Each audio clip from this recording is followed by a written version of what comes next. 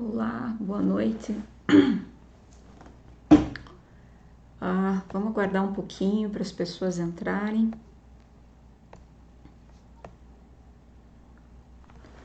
Nessa terça-feira eu coloquei um post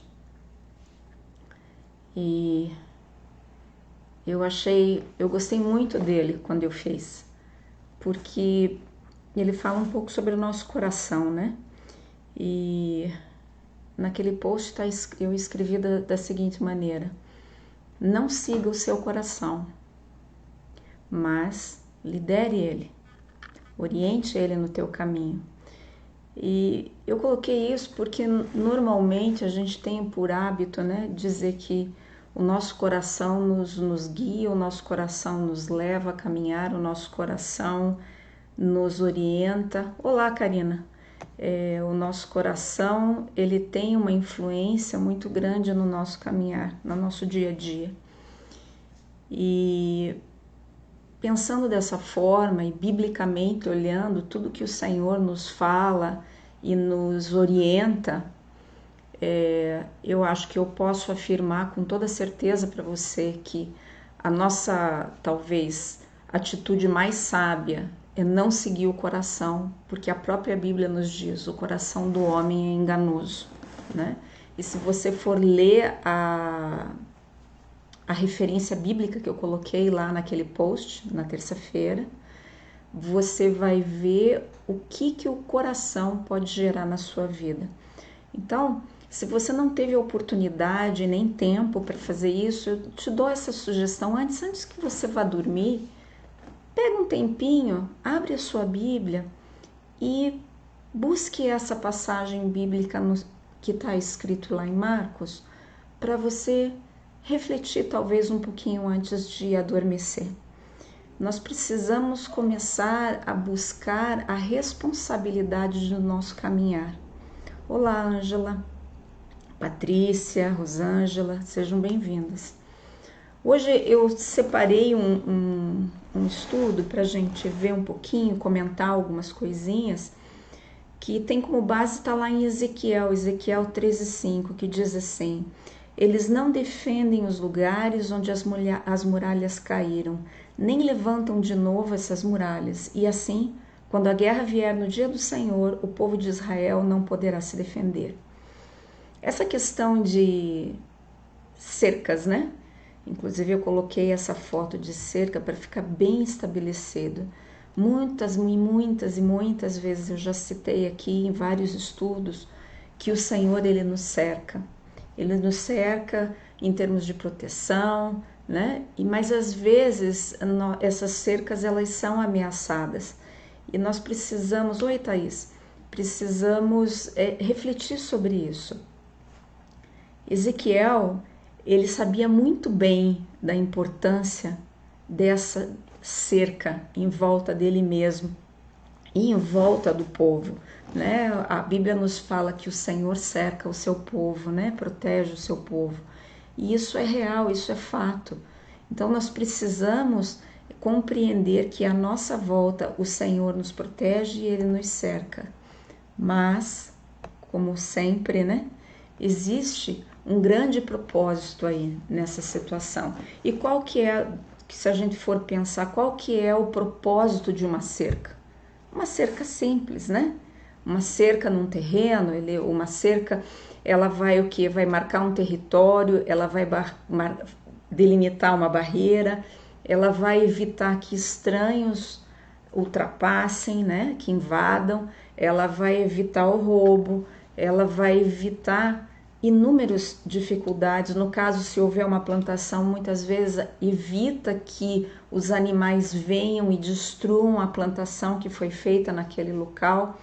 Eu estou falando disso em termos físicos, em termos naturais. Mas nós precisamos entender que na nossa vida natural existe uma vida espiritual, existe um momento espiritual. E é como se fosse, de uma certa forma, até eu poderia dizer um espelho, né? Existem as questões espirituais, e quando nós falamos nessas questões espirituais, de que existem essa cerca espiritual, a função dela também é de proteção, é uma função de pertencimento, é uma função de orientação. E quando eu penso em proteção, essa proteção muitas vezes vem não necessariamente de um povo, mas vem uma proteção contra espíritos malignos, contra enfermidades, contra dores de cabeça, que se nós estivermos cercados pelo Senhor, nós não precisamos até tanto se preocupar, porque nós sabemos que Ele nos protege e seja lá o que acontecer, Ele vai nos guiar e vai nos orientar na situação. E com isso eu preciso pensar de volta, né? Puxa, será que Deus pode retirar essa cerca, né? Será que em algum momento o Senhor retira a cerca que está em volta do seu povo? E eu gostaria de trazer um exemplo para você.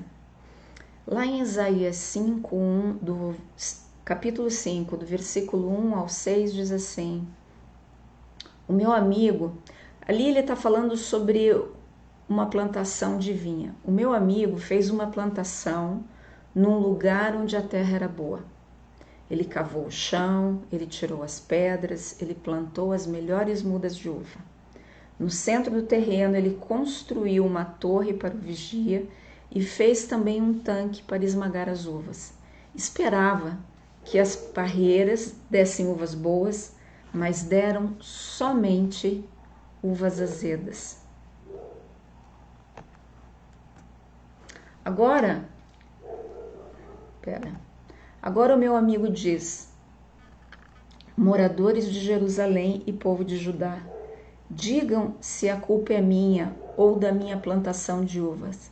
Fiz por ela tudo o que podia, então por que produziu uvas azedas em vez de uvas doces que eu esperava? Quando eu vejo essa passagem, não tem como eu pensar muitas vezes na nossa vida, né? Nós somos essa videira que o Senhor cuida com tanto cuidado de nós, né? E muitas vezes, dentro da expectativa dele para a minha vida e para a sua vida, é que nós tivéssemos frutos e frutos não azedos, né? E aí, nessa passagem, o Senhor diz assim: agora eu lhes digo o que vou fazer com a minha plantação de uvas. Vou tirar a cerca e derrubar os muros que a protegem, e vou deixar que os animais invadam a plantação e acabem com as parreiras. A plantação ficará abandonada, as parreiras não serão podadas e a terra não será cultivada. O mato e os espinheiros tomarão conta dela. Também darei ordem às nuvens para que não deixem cair a chuva na minha plantação. Então, neste local, nesta passagem bíblica, nós conseguimos ver que num momento de julgamento, o Senhor pode retirar sim a sua cerca de volta do seu povo, né? Então, com esta passagem, nós precisamos refletir muito seriamente sobre o nosso caminhar. Eu costumo dizer, né, que tem aquela passagem na Bíblia que diz: quando eu era criança eu caminhava como criança, mas agora que eu sou adulto as coisas de criança eu deixei para trás. Nem sempre é assim. Nós somos exemplos vivos de que isso nem sempre acontece desta forma na nossa vida. Às vezes nós achamos que nós já somos adultos, mas o testemunho da nossa vida, o testemunho do nosso comportamento, das nossas ações, das nossas reações, muitas vezes são infantis e como uma criança. Mas no caminhar com o Senhor nós precisamos buscar a maturidade, buscar o crescimento e não se fiar simplesmente nessa teologia que diz que Deus é misericórdia e porque Ele é misericordioso tudo vai ficar bem. Compreenda, Deus é misericórdia sim, mas Deus é um Deus justo. E por Ele ser justo, em alguns momentos, nós somos fadados ao seu julgamento. Então, reflita com muito cuidado sobre essas questões que você tem tido, que você tem vivido. Esse período de pandemia, eu acredito que nós tivemos tantos momentos, ou inúmeros momentos, para refletir, para observar, para ver realmente aonde que nós estamos nos posicionando e tomar uma atitude, uma decisão de ir à frente, mas ir à frente da maneira correta, ir à frente junto com o Senhor, né? E nós vamos ver isso um pouquinho mais para frente, mas eu gostaria que você não deixasse, às vezes, esse sentimento de meu Deus, e agora? Eu sou a última Coca-Cola do deserto. Não, nossa, para mim é o mundo que está contra mim, coitado de mim, eu que sou o certo. Abandona essa atitude, reflita sobre suas ações, sobre seus sentimentos e vamos buscar o Senhor para que Ele possa nos posicionar corretamente dentro desse terreno que Ele estabeleceu para mim e para você, para que essa cerca dele possa estar à nossa volta e trazendo sobre nós a sua proteção. Existe um outro momento em que também nós podemos ver que o Senhor tira essa cerca, né? Ele tira essa cerca para quê? Para provar que Satanás é um mentiroso. Esse exemplo nós vamos ver lá em Jó, Jó capítulo 1, 8, 11. Diz assim: aí o Senhor disse, você notou o meu servo Jó? Ele estava falando com Satanás. No mundo inteiro não há ninguém tão bom e honesto como ele. Ele me teme e procura não fazer nada que seja errado. Satanás então respondeu: será que não é por interesse próprio que Jó te teme? Tu não deixas que nenhum mal aconteça a ele, a sua família e a tudo que ele tem. Abençoas tudo o que Jó faz. E no país inteiro ele é o homem que tem mais cabeças de gado. Mas se tirares tudo o que é dele, verás que ele te amaldiçoará sem nenhum respeito. Se você for ler o livro de Jó, você vai observar que realmente Deus permitiu que Satanás tirasse tudo dele. E às vezes nós caímos no engano de olhar para isso, para essa situação e de repente achar cruel, de repente olhar e dizer assim, nossa, mas como que Deus foi permitir uma situação dessa? E nós esquecemos de olhar lá para o final da história, onde Deus restaura tudo e ainda em dobro na vida de Jó. Então, não se deixe levar pelas circunstâncias que estão à sua frente, pelas aparências. Vamos refletir e olhar no futuro com a perspectiva da palavra do Senhor. Porque a palavra do Senhor, ela nos mostra que muitas vezes, quando nós estamos olhando aqui, nós esquecemos de ver os planos do Senhor que se estabelecem sobre as nossas vidas e as bênçãos que são liberadas sobre as nossas vidas lá na frente. Então, guarda a tua boca, guarda os teus sentimentos e continue firme no caminho do Senhor, porque a palavra nos diz, louvai ao Senhor em todo o tempo. E quando a palavra diz todo o tempo, tanto em português quanto no original, é em todo o tempo, não é em algum momento. Não é quando as coisas estão bem, não é quando você está se sentindo feliz, não, é para todo o momento e todo o tempo. Nós precisamos aprender a louvar ao Senhor nos momentos excelentes, nas bênçãos maravilhosas, mas precisamos louvar ao Senhor nos momentos difíceis, nas tragédias, nas dificuldades, nos momentos em que nós não sabemos o que fazer. Por quê? Porque são exatamente nesses momentos que o inimigo faz exatamente como disse Satanás ali nessa passagem. Se eu encostar a mão, se eu tirar qualquer coisa dali, você vai ver que esta pessoa vai te amaldiçoar, Senhor. Será que isso aconteceria com a sua vida? Você poderia dizer hoje, avaliando a sua vida, nesse momento em que nós estamos conversando, né, que nós falamos há um momento atrás sobre a questão do julgamento e agora sobre essa questão de que Deus pode muitas vezes tirar essa cerca ao redor de nós para provar que Satanás é mentiroso. Como seria o seu comportamento? Você seria como Jó, ficaria firme, mesmo sem compreender. Porque nós precisamos entender que nessa situação de Jó, o Senhor não explicou para Jó o que estava acontecendo. O Senhor não falou, olha Jó, você vai passar por tudo isso, mas eu vou te abençoar lá na frente. Da mesma maneira como a vida de José, que nós podemos ver. Deus não deu as instruções para ele. No entanto, lá na frente, José foi abençoado. Então nós precisamos entender que a nossa vida de fé com o Senhor, ela não pode estar vinculada, baseada nas circunstâncias que nós estamos vivendo. Se alegrar no Senhor, louvar o Senhor nas bênçãos, nas alegrias é muito fácil. Permanecer louvando ao Senhor nas dificuldades e nas tristezas, essa é uma conversa diferente. Mas quando nós conseguimos fazer isso, eu garanto a você que o Espírito Santo do Senhor, ele traz um refrigério na nossa alma, ele traz uma alegria espiritual, diferente dessa alegria que nós conhecemos, que ela é circunstancial, ela está vinculada às circunstâncias. Não, é uma alegria diferente que você vê que o Espírito de Deus, ele inunda o teu ser de dentro para fora. Então aguarde, não se apresse a se entristecer. E aí a minha questão para você é essa: você precisa de proteção?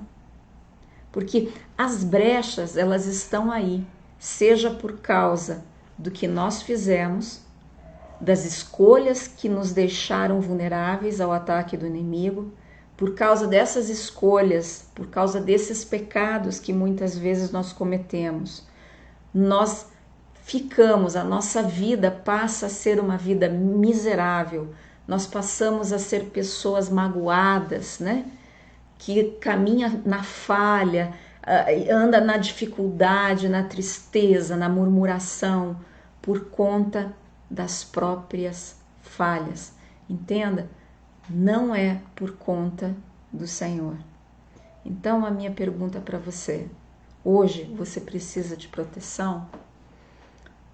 E eu gostaria de comentar com você sobre algumas formas de que, se de repente essa cerca do Senhor, ela se rompeu de alguma forma, seja por ações, seja por atitudes de espíritos malignos, existe uma forma de nós nos reordenarmos diante do Senhor. E uma delas é a oração. Veja lá em Jó, no capítulo 1, do 4 ao 5, diz assim: Jó se levantava de madrugada e oferecia sacrifícios em favor de cada um de seus filhos para purificá-los. Jó sempre fazia isso porque pensava que um dos filhos poderia ter pecado, ofendendo a Deus em pensamento. Eu não sei se você tem filho ou não, eu tenho 2. E uma das coisas que eu e o Silas nós temos por hábito por fazer é orar pela vida deles. Mas aí eu gostaria de estender ainda um pouco mais, não só pelos filhos, orar pela nossa vida, pelas nossas situações, pelas nossas circunstâncias. Como é importante uma vida de oração, como é importante nós não perdermos o foco da oração. Existem pessoas que infelizmente ficam dependentes, né? Dependentes de um grupo de intercessão, dependentes de supostos profetas, dependentes de uma vida espiritual alheia, porque não confia na sua própria vida espiritual. Eu gostaria de dizer isso para você muito seriamente, que a sua vida espiritual ela é importante. É de extrema importância que você passe a ter a sua vida espiritual com o Senhor, a sua vida de oração com o Senhor. Isso é inquestionável, é inegociável, é extremamente necessário que você passe a ter essa responsabilidade de caminhar com Deus na intimidade e no relacionamento. Porque quando você não tiver ninguém para pedir para orar por você, quando não houver nenhum profeta para tentar te ajudar, como é que você vai se virar? Você precisa saber orar. E orar ao Senhor não só por você, como por todos à sua volta. Porque Jó tinha esse pensamento e o Senhor abençoou ele por conta dessa fé. Então eu queria dizer para você, olha, não desista. Deus recompensa a fé e recompensa a persistência. Construa essa cerca de oração não só ao redor de você, mas ao redor da sua família, ao redor do seu negócio, ao redor da sua igreja, ao redor da sua saúde, das suas finanças. Aprenda a se utilizar da autoridade que está sobre a sua vida, do nome de Jesus, do sangue de Jesus, para repreender os espíritos malignos que tentam de alguma forma roubar alguma coisa da sua vida. Porque nós já aprendemos que na passagem bíblica diz que o inimigo está aí para quê? Para matar, roubar e destruir. Essa é a função dele.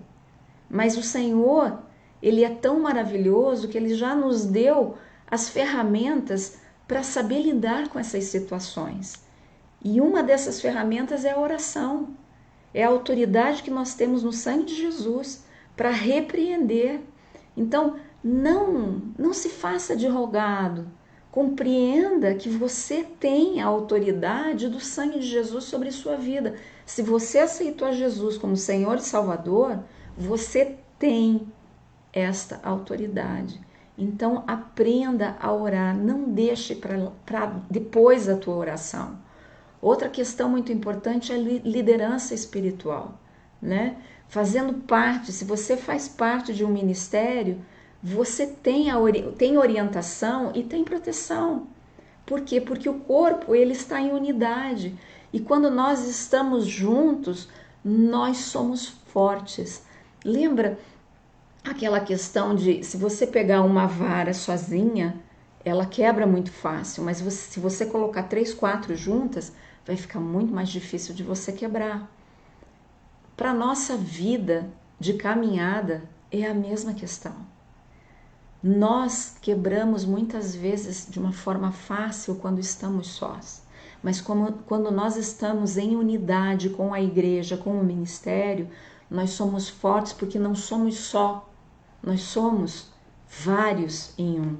Então, a aliança que nós temos, não só com o Senhor, como com os nossos irmãos, nos fortalece para enfrentar qualquer situação. E essa é uma forma de fortalecer essas cercas que estão ao nosso derredor. E aí, com certeza, coisas incríveis podem acontecer se nós começarmos a orar seriamente por nossa vida, por nossa família, por nossos líderes, por nossa igreja. Em unidade, nós movemos montanhas. Nós precisamos entender também e lembrar sempre o que está escrito lá em Salmos 34:7. Eu gosto muito desse versículo, porque diz assim: o anjo do Senhor fica em volta daqueles que o temem e os protege do perigo. Nós não podemos desistir facilmente. Veja, muitas vezes nós esquecemos que existem anjos, existe uma vida espiritual à nossa volta. Nós precisamos lembrar que o Senhor, ele se move no sobrenatural. E nesse sobrenatural, nesse espiritual, existem anjos que ele ordena em nosso favor. E esses anjos, eles estão à nossa roda. Veja, você esquece que anjos estão no trabalho, estão trabalhando. E demônios estão lutando contra esses anjos que estão fazendo o trabalho que o Senhor determinou a nosso favor. Mas Deus está em seu caminho com a resposta. Não perca essa verdade na sua vida. Os anjos do Senhor cooperam com você. Não esqueça disso. Então, nós precisamos buscar o quê? O avivamento. E esse avivamento, ele vem ali no Salmos 80, 14. Volta-te quando nós clamamos ao Senhor, quando nós abrimos a nossa boca para o Senhor e clamamos a Ele e pedimos, Senhor, volta para nós. Volta para nós, Senhor, e olha para nós. Toma conta dessa videira. Essa videira sou eu, essa videira é você. Nós não podemos deixar que o Senhor, de alguma forma, permita ou espíritos malignos venham e façam circo na nossa vida. Nós precisamos ver que o Senhor, Ele nos guarda, mas nós precisamos ter atitudes. O Senhor espera de nós os frutos, e isso é responsabilidade minha, é responsabilidade sua. Eu gostaria de orar com você nesse momento. Repita comigo essa oração em concordância, né? Como eu falei, vamos em unidade clamar ao Senhor por esse avivamento, por essa mudança, por essa situação em que o Senhor estabelece as suas cercas sobre as nossas vidas, amém? Então repita comigo, Senhor, nós vivemos num tempo em que o seu nome é ridicularizado. Muitas vezes isso acontece por causa das nossas deficiências e dos nossos pecados. Hoje, nós confessamos os nossos pecados e a nossa forma de viver, nossas vidas enquanto cristãos. Nos arrependemos da autossuficiência e clamamos pela tua misericórdia. Que minha vida, vivida na sua igreja, demonstre ao mundo o seu amor, a sua graça, a sua misericórdia e o seu poder. Permita que seu poder se manifeste, Senhor, na sua igreja. Senhor, libera o seu Espírito Santo poderosamente sobre nós. Que nossos corações sejam lavados pela palavra e que a luz purificadora do Espírito Santo limpe e purifique a nossa mente, os nossos pensamentos e o nosso coração. Desperta em nós, Senhor, o desejo para buscar a sua vontade em nossas vidas, para que nossas orações sejam filtradas através da luz da sua vontade, para que elas sejam sintonizadas com os seus planos e propósitos, que são perfeitos.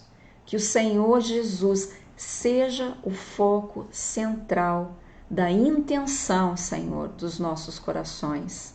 Senhor, aviva os nossos corações, especialmente daqueles que deixaram seu primeiro amor, se envolveram em um evangelho distorcido, caíram no legalismo ou se tornaram mornos.